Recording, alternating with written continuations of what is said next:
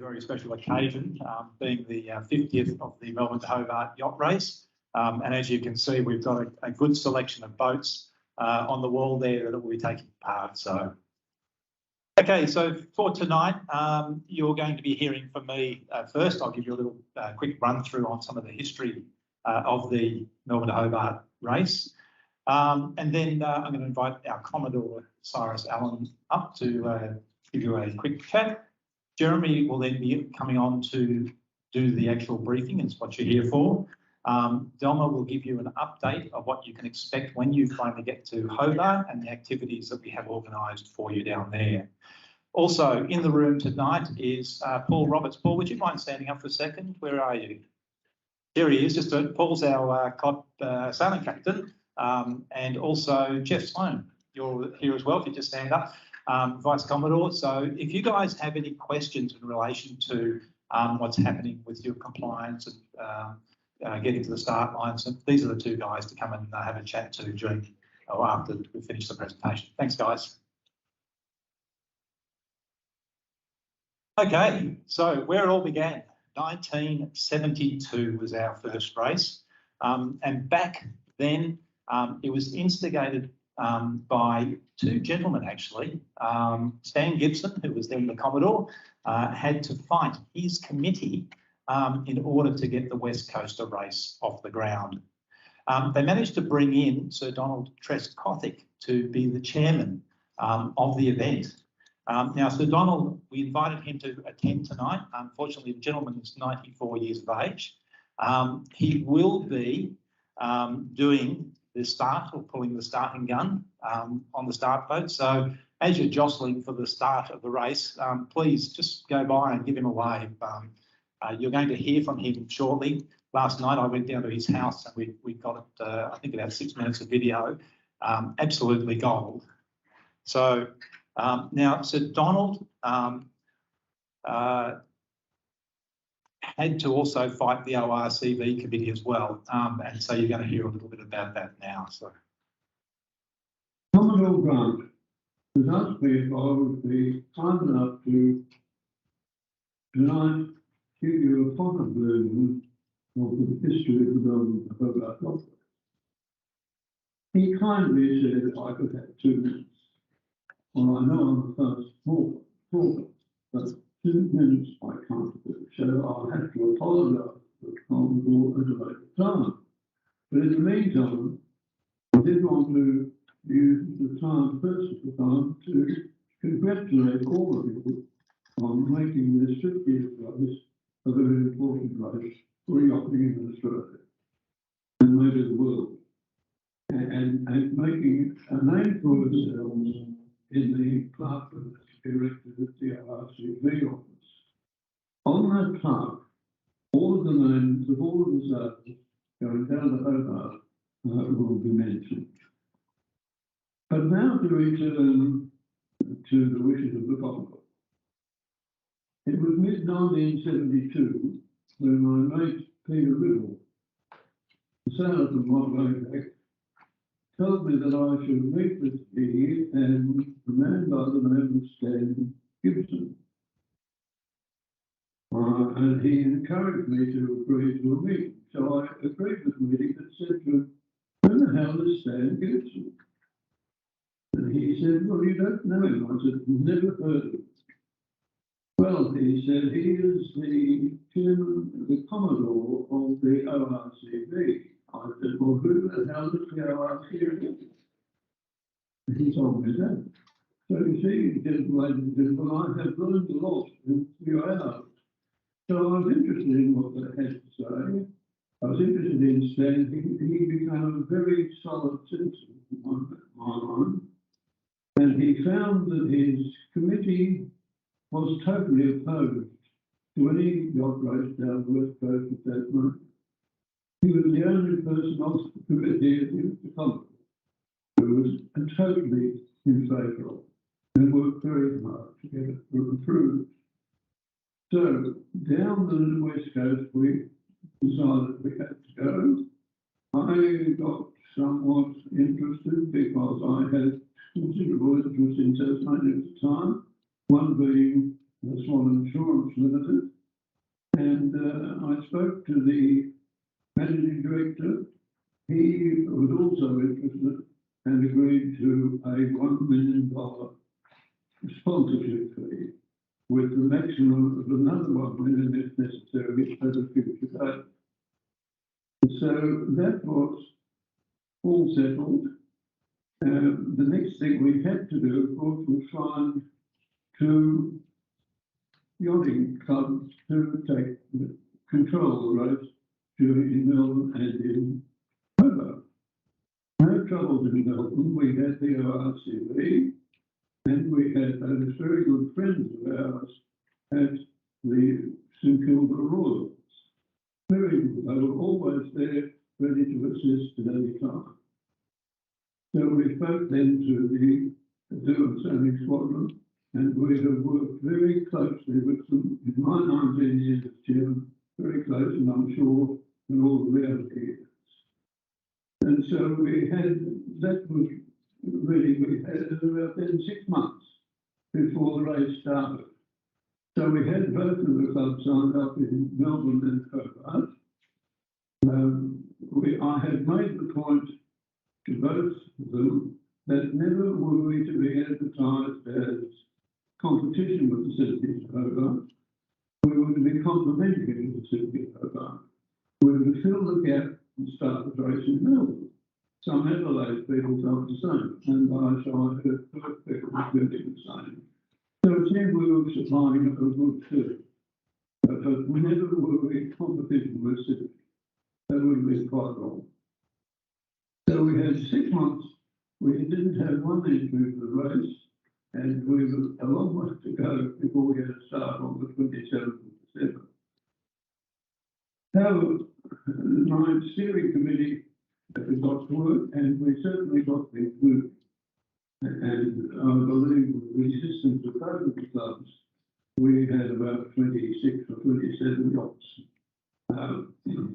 I think one thing Swan Insurance did with its couple of $1 million was enable us to set up some very strong foundations of the place.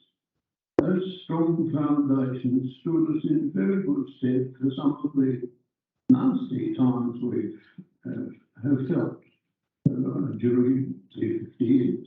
Well, it's all plain sailing, as you know. But we did get over those, and I think it was because we put the foundations down so strongly early. And we had men at the ORCV who were willing to put a bit of time and considerable effort into setting the race back where it should be. And I've been delighted to be invited to start the race this year. That's a great privilege and honour, which I do so much appreciate. So thank you all. I look forward to seeing you on the 27th of December, and hopefully I don't shoot you when I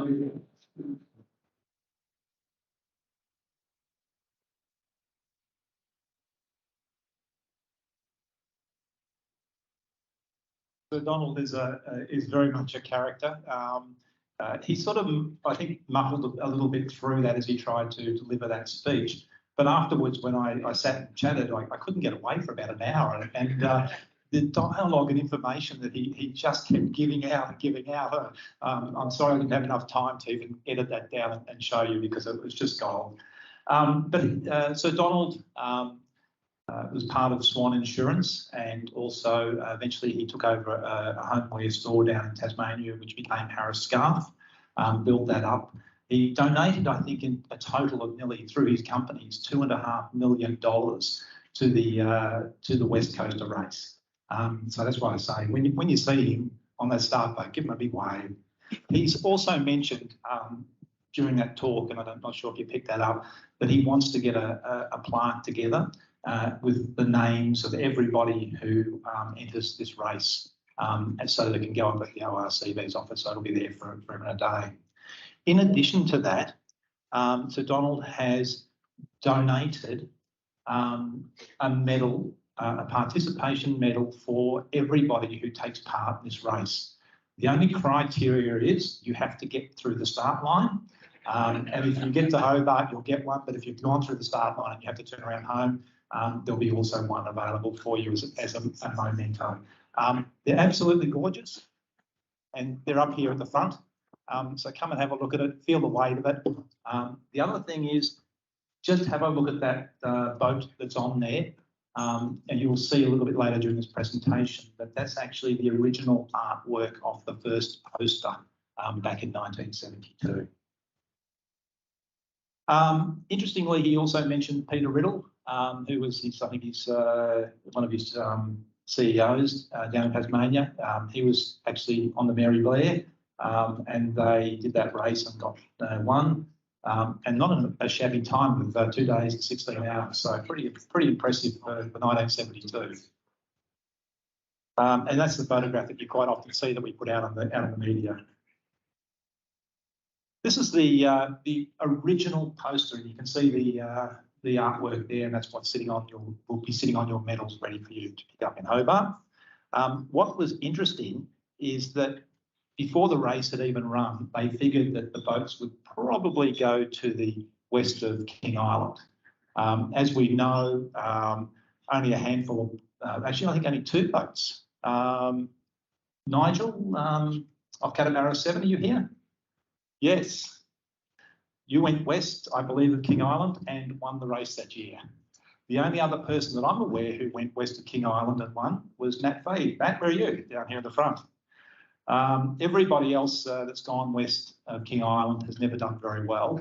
But last year, 80% of the fleet actually went to the west of King Island. And so what we've done is we've created the West Club. And if anybody goes west of King Island, you can expect to have a certificate available for you when you arrive down there. But back in 1972, so Donald talked about the issues that he had with, and Stan Gibson had trying to convince the committee to get this race off the ground. The media at that stage was putting out things in the press saying that it's far too dangerous, you'll have loss of life. It's just not worth it. And so they had to fight very hard to get this race off the ground. And we're going to see a little bit more of this flavour coming through down the track. But by the next year, I think a little bit of that apprehension had died, and the Short family decided to pack up the kids and make a holiday out of doing the West Coaster race. And what was interesting is that Andrew, who was 14 years of age, and Jonathan was 12. So imagine that happening today. Not. But the other son, Matthew, who was 18 at this stage, and that's Matthew there in the photograph, 35 plus years later, he would come back with a boat called Short Wave. And he set the race record of 1 day and 17 hours, 28 minutes and 59 seconds. So that race still stands today. So you guys have got a challenge on your hands. Let's see if we can break it this year. But anyway, I digress. By 1976, things were starting to look good for the West Coaster race, and Miss West Coaster was becoming a regular on the show. In fact, we actually brought back Miss West Coaster, actually, to be politically correct, we had a Mr. West Coaster and a Miss West Coaster. But what's your thoughts? A little bit of tongue-in-cheek. Should we have it again this year? Yes, no? Okay. Okay. I think we'll put that out to the committee at the back and see if that was a yes or a no. The criteria, by the way, is that you have to be just a good sport, have a good sense of humour, and not take it too seriously. Hot Prospect I think they've run the most consecutive wins from 77, 78, 79. And then Jim Searle came back with another boat called Relentless in 1980 and won again. So he holds a record, I think, for 4 consecutive wins. He was also at that stage through Sir Donald Trescothick and the funds that they had available. They created these Pro Half Incas, which were solid silver. And I think the last I heard that one of them was being used as a doorstop. But by the end of the 70s, everybody was wanting to get on the West Coast, including Qantas wanted to be seen with us going down that way. Jill Marshall was our first female skipper entrance, and she set the pace going forward. Now, by the 1980s, things were going well. The race was attracting a lot of attention, but we still couldn't shake the image of that earlier press where they were saying that it's too rough and we should not be going down the West Coast. About 3 years ago at our 70th, or the ORCB's 70th birthday, I showed a clip of this video, but I'm actually going to play it in full because I thought you guys would be interested. And this is how Channel 9 portrayed those going down to do the West Coast. And this was the introduction to the race. This is their street. The very heart of the Melbourne to Hobart yacht race in 1985. A swirling call for nature's elements, unpredictable to say the least. That strait was witnessing a lot of voyages, and at the same time, a human way to study a handle river amid some of the most appalling shipwrecks in maritime history. The high winds, howling gales, and tough seas combined to make that strait one of the most complex and potentially dangerous areas of the Australian coast. Since the discovery of the strait has provided many challenges for the early explorers like Matthew Flinders and George Bass, who were first to circumnavigate Tasmania in small sloop. In 1800, the Lady Nelson was the first recorded ship to travel straight from east to west, and the ships of the early French explorers such as Dieudonné and Naturaliste successfully charted the region during the same period. We can see speaking of these waters during the early years of the 19th century, which resulted in the total extinction of many seal colonies within the strait. The yachts taking part in the Melbourne Hobart yacht race will not be the first race in the main Tasmania. Similar races were established over 70 years. One famous trophy, known as the Rugger Cup, was won in 1907 by a 17-ton yacht known as this. The 50-foot Rambler and the 38-foot Alita, both from the Security Yacht Club, also took part in the race, which nowadays is more commonly known as the West Coaster. As these yachts approach the reef off Port Phillip Heads, they will be entering one of the most dangerous shipping channels in the world. More than 100 ships, both large and small, have been totally wrecked here since as far back as the 1840s. In 1853, the Sacramento went down with 60,000 pounds worth of freight. Well-known P&O line of Australia became a total loss at the heads in 1904. And the local ship Cooley collided with Fortunato Figaro in very deep fog on Christmas morning, 1903. Incidentally, it was here at Point Clear that the first shots in aim were fired by big guns during the First World War. As the ships proceeded through the heads across the Kenai, they will sail over the memory of the famous old ship, the Madagascar, the Lochmarlie, and the Salmon, all of which went missing, never to be seen again. The waters become even more challenging. During the 19th century, the reefs surrounding this historic part of Australia claimed over 600 miles.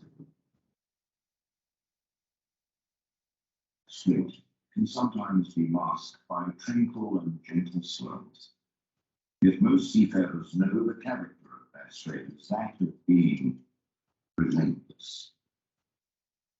But now, 8 years on from the original Rugger Cup, the knowledge of the sea, the technology of yachting, and the asset of communication that were denied to the navigators and shipowners of the past have paved the way towards achieving the ultimate prize, victory over the strait. And today, on the occasion of the 1985 Melbourne to Hobart yacht race, men and women will again sail out into that strait, seeking that very prize.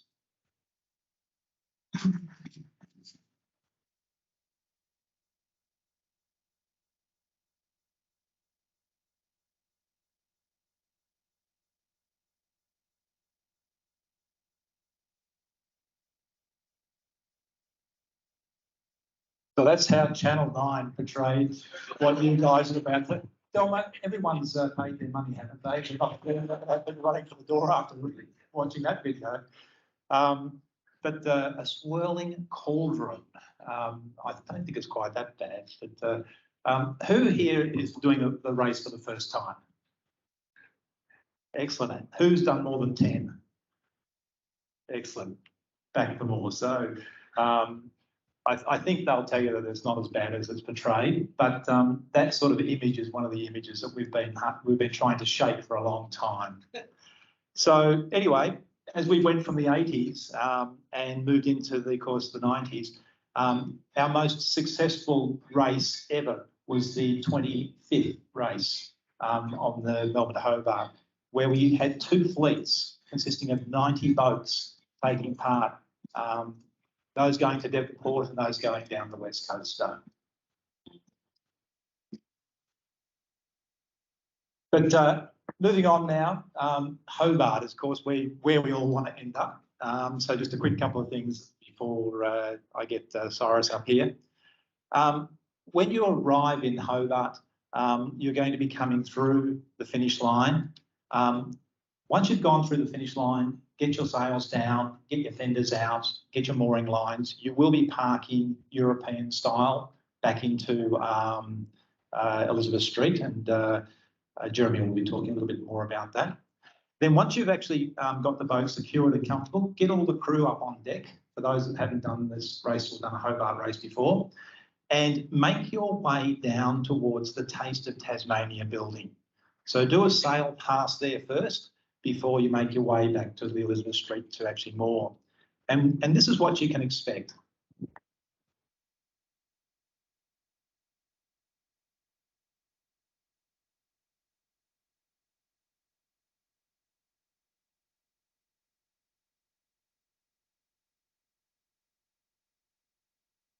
And of course, as you get to Elizabeth Street, you'll then be backing in there. And this is probably one of the things that you're probably going to remember the most, is that unlike some of the other races where you get down to Hobart and you don't know the boat beside you, you're going to be welcomed in, because all the other crews will give you 3 cheers, pat you on the back, and the camaraderie that gets developed down there on Elizabeth Street is quite extraordinary. You're going to remember this for the rest of your life. Also, you're going to have the right to wear the yellow cap. And I think that's probably one of the most prized hats that we have in sailing. I've seen people that have had those hats for what seems like decades.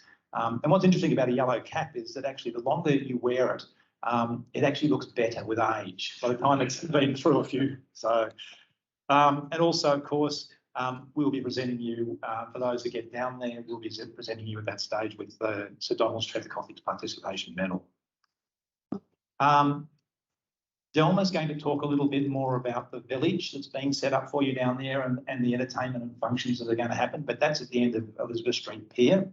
But while we're waiting for a presentation to happen, Customs House tends to rock, I think, nearly 24 hours a day.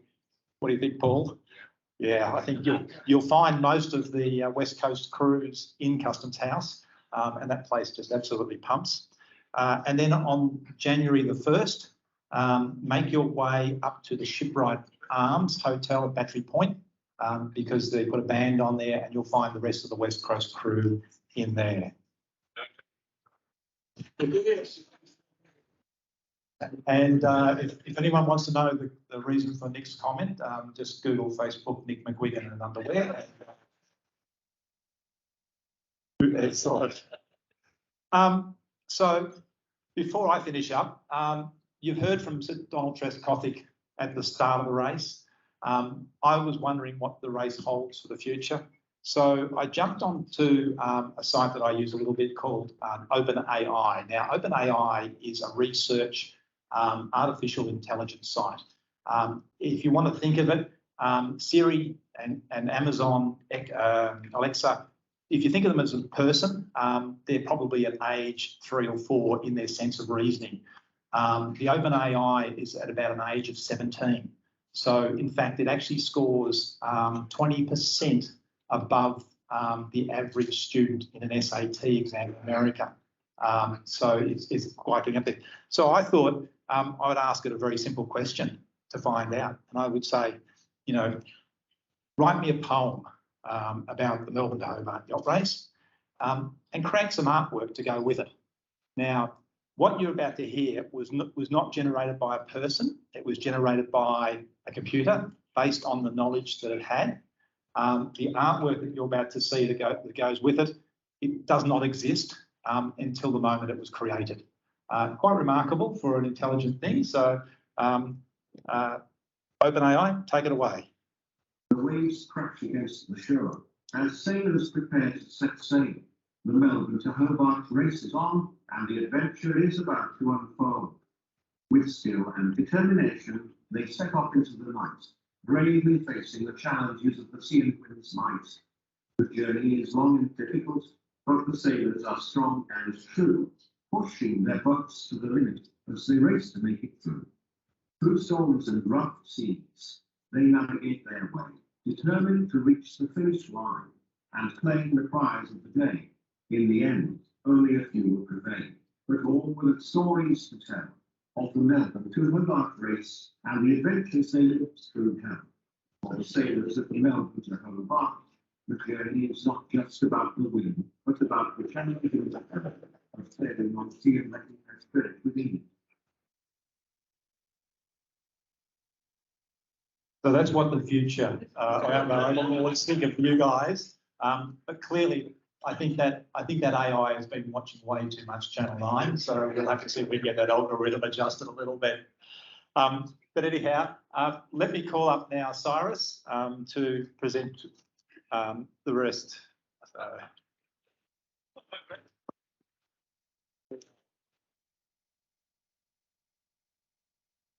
Fantastic. So you now all know why we didn't have that video when we were starting to ask people to join the race. I don't know how many would join it if they thought it was going to be, what was it, boiling seas and tumultuous waves? Though I have heard some of those stories. Thank you very much, Grant. That was an excellent overview, and I'm sure that everybody here is really excited about entering the 50th West Coaster. I'd really like to welcome the skippers and the navigators here tonight and those joining us interstate via Teams or Zoom, and to acknowledge the work that you've each done to prepare your crews and your boats for this epic race, and to thank you for getting on board with the ORCB to celebrate what is a landmark year for us. There's a special mention, I think, for our interstate friends. It's a long way to come to go to Melbourne and then go down to Tasmania. From Tasmania, we have Advantage, Cromarty Magellan, Invincible, Jazz Player, Rumbeat and Salient. South Australia, we're pleased to have Audacious and Enchantress. And from New South Wales, Fika and Quest. And I will say that Quest, I know that you've got your long numbers, but you're entered down on our race list as being a New South Wales boat. So we'll call it half-half if that's okay. Okay, in such a special year where we're celebrating both the 50th race and the 50th anniversary, we are really pleased to have over 50 boats joining us on the start line. What a competition it's going to be this year. And those competitors are going to be fighting it out for that amazing trophy you can see to the left-hand side, the hinge mark. And if it's not the hinge mark for the overall winner, it will be one of the other lovely pieces of silverware. So it'll be an intense competition, and we think that this year is going to be both an amazing start experience, a great down the coast experience, and of course finishing together in Hobart will just be wonderful. There are many boats and also skippers naturally who have completed this race and who have taken away some of this silverware, and we have some of them with us here again tonight, joining us for the 50th. And so in celebration of their sort of past commitment and entering again this year, we'd like to acknowledge their successes and ask some of them to come forward, please. Now, you know probably who you are because we planted you close to the front. But we'd love you to come up as I read out your name, please, and come up and stand next to the trophy just in front of the sponsors banner, okay? So Nigel Jones, one of our skippers who has attempted the race on different boats, first in 1990 as the skipper of Paladin, and then in 1999 together with Cam Mackenzie, where they were the only finishers on Cuttybarra 7. Tavaki 2, we know that Angus Fletcher sadly is no longer with us, but Paul will be representing the boat this evening, and he'll be coming up to really sort of celebrate all of the great racing that Tavaki 2 has done in the past under Angus's leadership. And in fact, I know that you're going to be working hard to try and recover some of the past glories. I think it was the 2012 and 2013 that you guys won. Justin Brennan, where are you, Justin? Over there. Really knows the road down to Hobart via the West Coast very, very well. And being overall winner in 2009, 2011, 2017, along with about 4 other podium places, Justin certainly knows what he's doing. From South Australia, we have John Muirhead on Enchantress's back. He cleaned up in all divisions in 2010.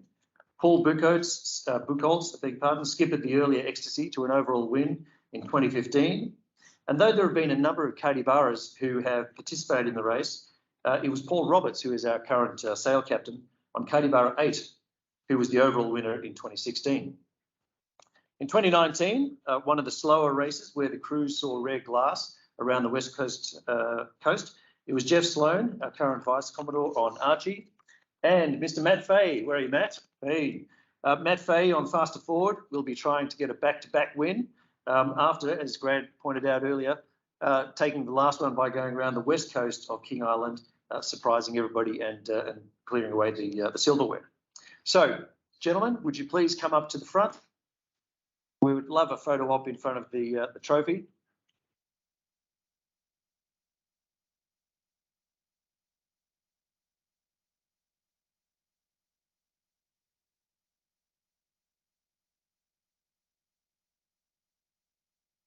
Well done.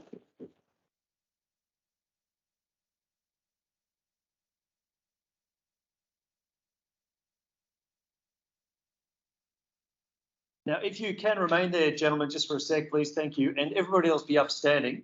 I'm hoping that most people still have their wonderful glass of bubblies. Or is that too much to hope? Handing them out at the very start and hoping that you've still got some left. Well, we can do a real toast and a virtual toast.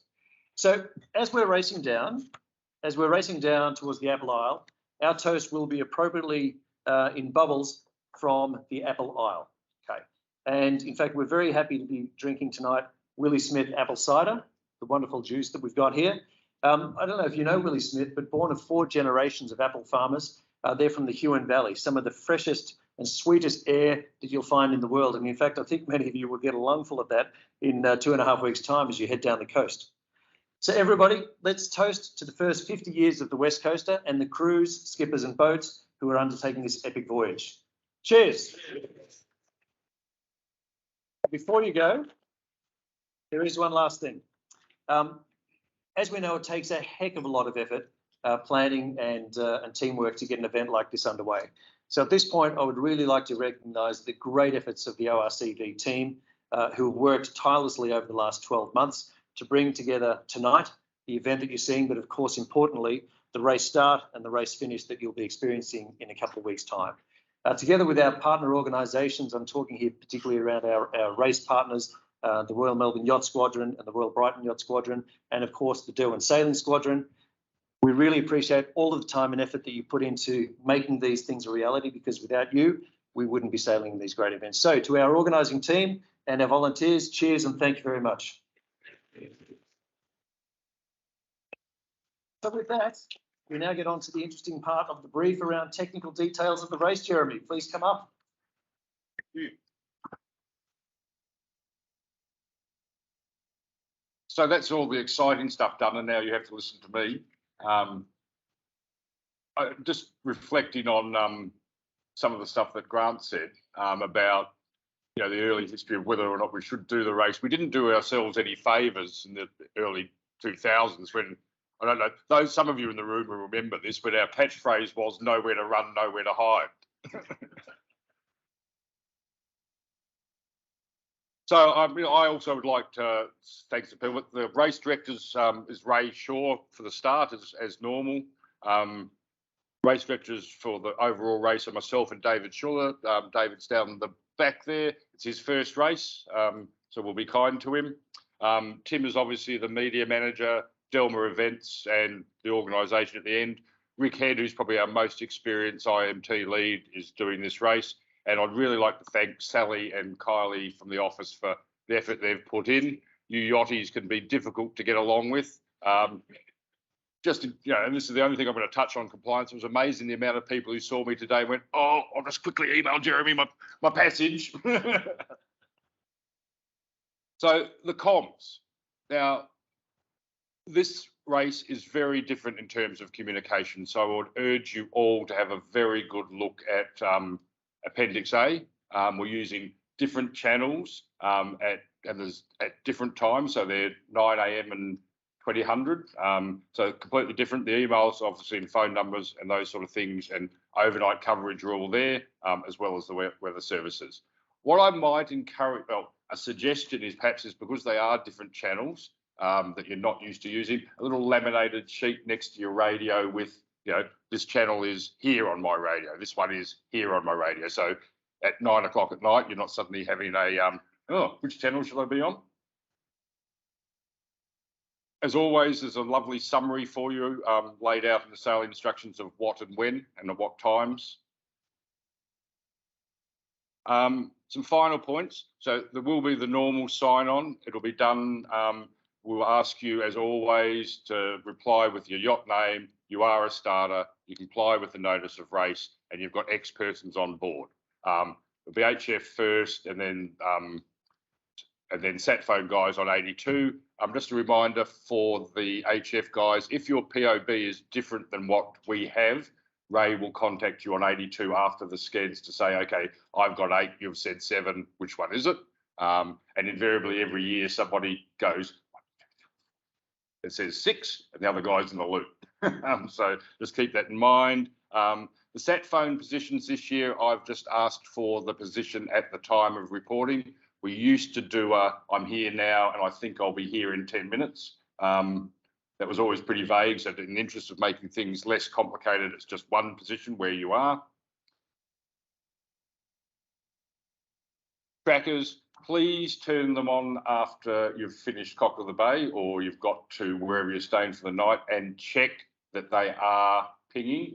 And if you have any difficulties, give me a call. It's your responsibility to make sure. I don't want to be chasing 50 boats on the morning to say, have you turned your tracker on, please? There's a lovely how-to, use them on the website. They will be charged, but I would highly recommend taking a little micro USB cable with you to charge it just in case. Unfortunately, the way the trackers get charged has changed this year. They charge per calendar month. So if you want to bring it back with you, there will be a fee. It's on the declaration form that you tick, yes, I want to bring it back and I'm happy to pay. For the Tassie boats and interstate boats, we'll collect them in Hobart, obviously because it's not practical for them to go home. And we need them back in the office no later than the end of January, please. They also have, if you read the how-to, they have the ability to send an SMS message. So I would...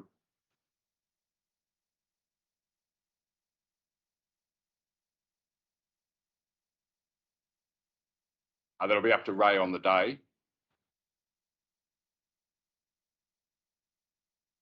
It's not bad short. I wouldn't want to be trying to talk to Tassie on it, but it's okay in here. If it doesn't work, we'll change, don't worry. Okay, so, and it all depends on what the sun's doing at the time. You know what HF is, it's like a black art at the best of times. Okay. No, exactly. So just going back to the tracker, so it can SMS, so there's no excuse for missing a sked. I know the sailing instructions only came out today, but you might note there are some penalties in there for missing 1, some penalties in there for missing 2, and some penalties in there for missing 2 in a row, and the 2 in the row one is DSQ. Get into the start if you're from Blairgowrie. Most of you will have been up this channel. Just be aware, there are dragons out to sea of it. In other words, not enough water. So take your time. Invariably, somebody gets stuck going up here. So please think about it. If you need to go around the long way because of depth, think about when you're going to leave. Now, the start line's different as well for, I think, probably most people in this room. So because of the number of boats in the fleet, we've decided to go with one line with Division 1 inside and Division 2 outside to try and keep you a bit more separated. The committee boat will be in the middle, which is what I will be on. So Don will be on the start boat at the end of the Division 2 line. And he does, in fact, it's not a gun, he's got a cannon. So his threat of shooting you mightn't be that unreal. So have a good think about that. There's plenty of water there, but you need to think about it. So in summary, this is, I was talking to Paul about this just yesterday. These races have got a lot more complicated than they used to be. It used to be start, get out the heads, go to Tassie, finish. And that was about what the sailing instructions said. But it's a bit more complicated now. So it'll be from the start. There's a pink spherical buoy, it's Freudian slip, off Shortland Bluff where it always is. And Gary from the Coast Guard will have his boat there so you can clearly see where it is. Round that to port, out the heads, not in the exclusion zone, and then to the finish in the Derwent River. Then there's a bit more about, I won't read this again, about position reports, just remembering they're only twice a day for this race. So for those who are unfamiliar, so this is, so the exclusion zone is basically the main shipping channel, which we keep out of. That's an arrangement we've had with the port. And it's been a very, very good arrangement. We had occasionally, many years ago, had boats straight in front of ships, which the port didn't like very much. So we came together, and this is one of the crucial things that allows us to do our start inside and go through the head. So please respect it. You must take a photo of your track going out here, and if I ask for it, you need to send it to me. And you can see where the pink buoy is. That's it's approximate, but it'll be about there where it always is. Declaration at 41 degrees south. Again, this is in the sailing instructions at A12, but in short, what it is the skipper considering a radio or sat phone is fully operational. I've still got my life rafts, my engine and batteries work. The crew is still in a satisfactory condition, and I've looked at the weather and decided, yes, I can proceed. The full details of how you let us know that are in A12, but it's an important declaration. Finishing. So at the iron pot, please SMS me. And then 10 minutes before the finish, please give us a call on VHF 73. To make things less complicated for you when you're in the river, we've decided this year that once you get around the iron pot, you no longer have to do skeds. So that's something less to do as you're coming up the river. And the battery point box will take your time, but I'd ask you also as skippers to record your finish time as always, just in case. Not if you're not first. If you're first, yes. If you're not first, no. Yes, usually they do, yes, but I don't rely on it. Just make sure. So the finishing line. This again is all in the sailing instructions, and I've put a little line on there for that's what it looks like. One of the things I would suggest you all do, or get your navigators to do, is put that line on your chart plotter. Invariably, what happens when you come into Hobart is you're exhausted from the race. We all have a tendency to get up as soon as we get around the iron pot and think we're finished. Sometimes that finish is 2 hours. Sometimes that finish is 10 hours. And invariably, nobody goes back to the roster system when you're in the river. And if you've ever been finished at night, that part of the coast is covered in lights. And it's all, and even if you've done the race before, which I have many times, I still get about halfway up the river and go, where's the battery point box? So just as an experience tip, putting that line in so you can see where it is won't go astray. Weather. one stage we had the long range forecast in here. I took it out because none of you would go. Not because you're going to get a lot of wind, because currently it says you're going to have no wind at all. But it's a long way out still, so we will start talking about the weather 3 days out. And obviously, at the moment, the long range, if you have a look, there's a dirty great high sitting there. The compulsory weather briefing will be held online on the morning of the 27th at 7:30. That's early enough for the big boats to have their time to get around and go back around the other way to come in. And the skipper and navigator must attend this briefing, please. Final word, any major postponement will SMS you. It'll be a minimum of 3 hours as normal. Minor, we'll let you know on 82. Timing reminders, sat phone at 11:05, HF at 11:15, 11:45 shipping advice, 12 o'clock's the start. There'll be a lot, given this race and the publicity that the media team has done, there's going to be a lot of spectator vehicles, boats and motor yachts. Just give them a wave, but beware, they are unpredictable, to say the least.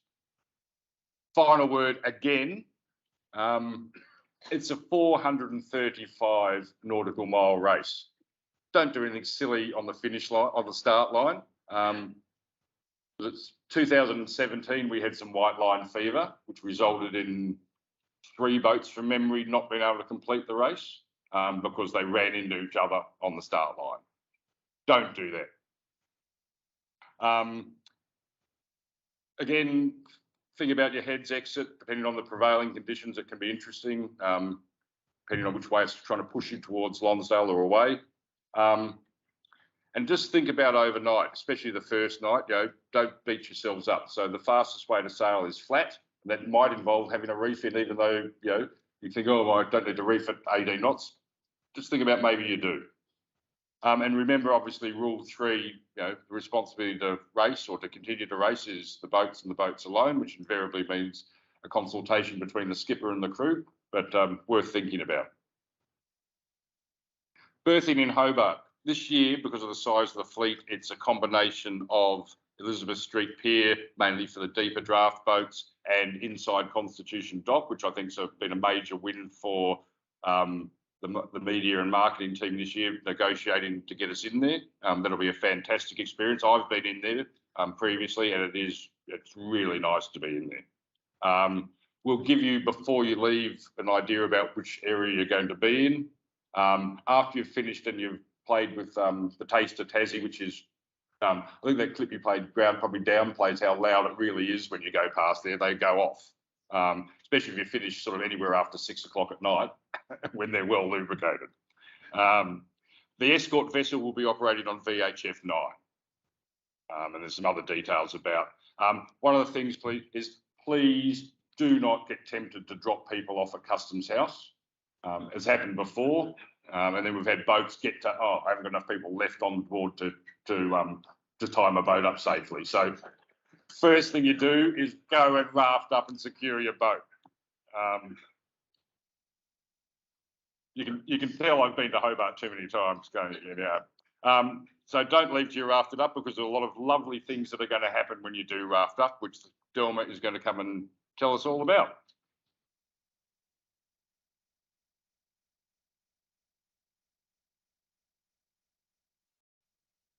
Okay, great, thank you. Well, you've all made it down to Hobart, and one of the things when we started this process nearly 2 years ago is we went out and asked people who's done the race and what memorability do you have. Astoundingly, the things that came out were photos, and photos with people looking like this, with medals around their necks, and medals were something over and over again that were actually presented to us. So when you get to Hobart, we're looking at creating memories. You made it, we want to record it. And so before you go off to Customs House, before you run off, please, we're a team of volunteers down in Hobart working through the night, dealing with 50 boats. You might all arrive at the same time, so please be patient and wait for us. There is a process that we are running down there to create the memories for yourselves and ourselves for the years to come. We ask you once you get in to raft up, and you may be asked to push over. So please push over very close, because we have a lot of boats to get onto Elizabeth Street. It's going to be extended in length with pontoons to allow you easy access off. Secure your boat. Then we're going to do photographs. By all means, if you're waiting, get your boat tidied up and be patient with our volunteers. We've got battle flags in your bags at the back that you're going to be picking up, and we ask you, those battle flags, we would like you to fly them down in Hobart and also at Blairgowrie for those people that are coming into Blairgowrie. You can get your declarations done and work out if you're going to hire your trackers. Our team will come along, and then we'll do your photographs and take the opportunity. See the names over here? We've gone to the effort of actually taking these name boards, which we'll pass to you as well as the goodies on arrival. And these will stay on the back of your boat after the photographs are actually taken as well. So take the time, invest in your memories and help us out, please. Could I also put a call out to, it is a volunteer organisation that we run here. There's a small team of us down in Hobart with 50 boats, and if you all arrive at the same time in a couple of hours, we're going to be hell of busy. So if you have support crew that are waiting around in Hobart, get them to drop into the van and let us know, because we could do with some help. And maybe they could give us an hour or two of their time. That would be greatly appreciated. Okay, so feel free to get out of your wet weather gear, pop your race t-shirts on, get ready for your photograph to be taken and your goodies to be passed over. And then once we've done all of that, you're then free to go. We have had the amazing support of Willie Smith Cidery down in Hobart. When you get to Hobart, you will be given another battle flag, and that will be a Willie Smith battle flag. Part of the arrangement that we have with the Derwent Sailing Squadron is that we will be flying the Willie Smith battle flag as well as our own. So we do require every boat to put up the battle flag that you've got in your pack, plus the Willie Smith when you arrive. It is part of the arrangement that we have with our sponsors and our host down in Hobart. So please, we'd like you to do that.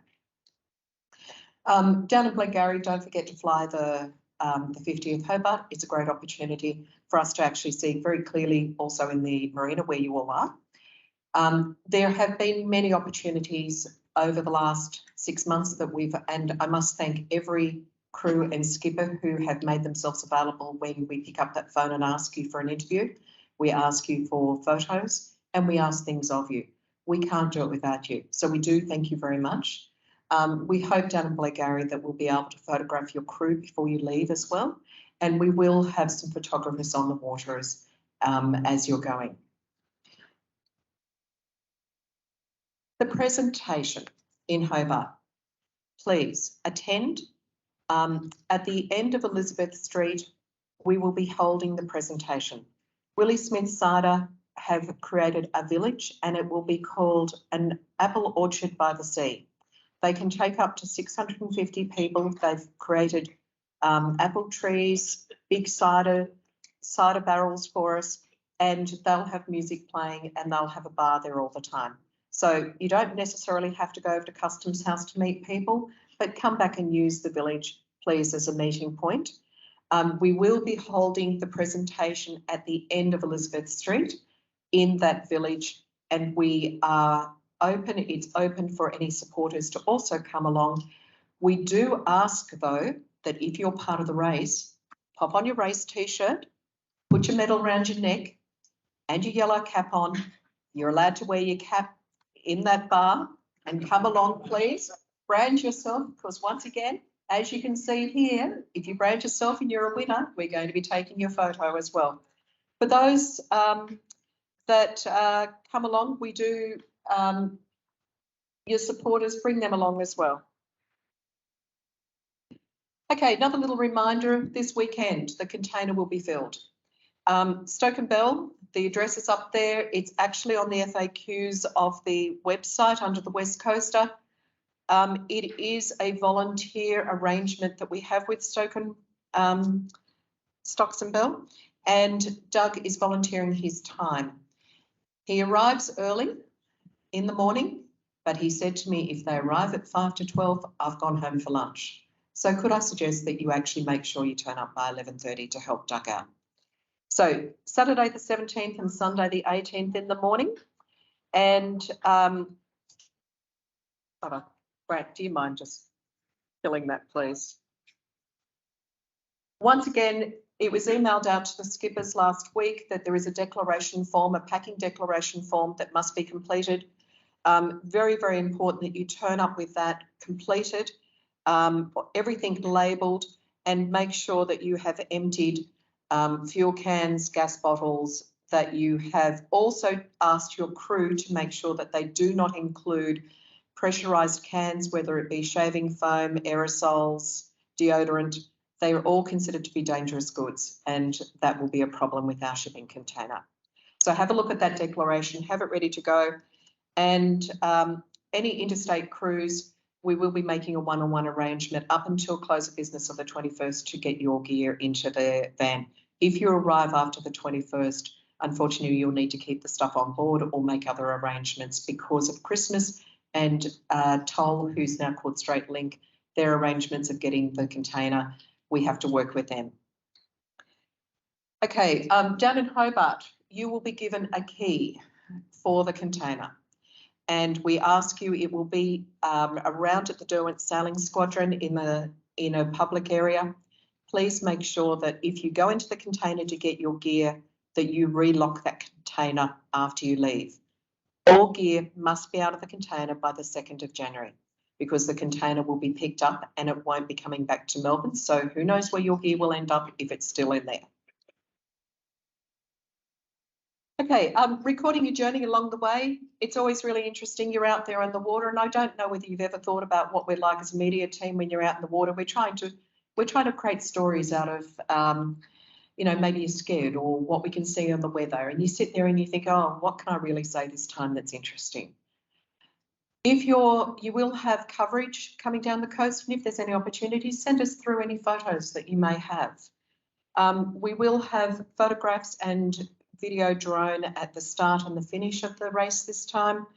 And we have lined up for Richard Bennett he's going to camp at Port Davey and then fly over the fleet as you're around Port Davey to create images like we have on the screen here at the moment.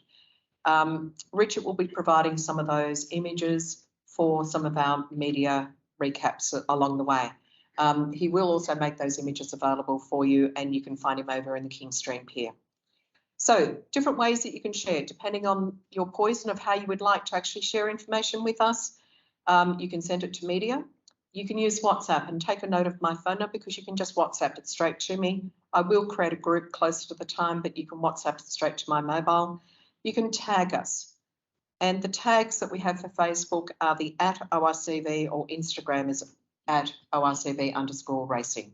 So just tag us, no need to use hashtags, just tag us and we'll pick those things up as well through your media. Clean oceans. We love our ocean and we want to protect it. We would like you to think about before you go out about the recycling that you're going to do on board, how you're going to actually feed people, trying to keep the plastics out of the ocean that we've got, keep your single-use plastics down. To that extent, this year, we are not doing bow stickers. You will have a backstay flag in the back in your bag. We'd ask you to put that on because that identifies on the water at the start that you are a boat who is racing in amongst what could be quite a busy start line. So please make sure that you've got your backstay on. But the bow stickers, we don't want to put plastics that, the bow stickers that wash off and have them wash up onto a beach somewhere. So this year, no bow stickers and backstays. There's one other thing. Matt Fay, put your hand up here. Matt's going to be organising a cruise back in company for anybody that would like to come up the West Coast.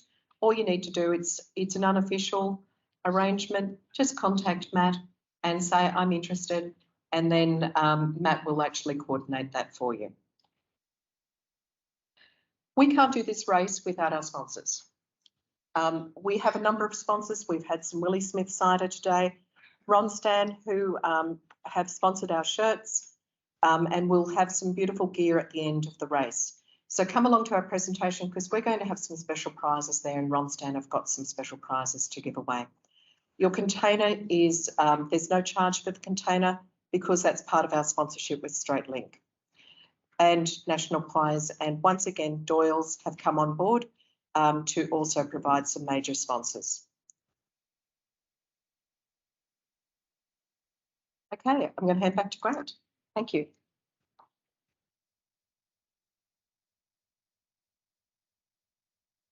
Thanks, Norma.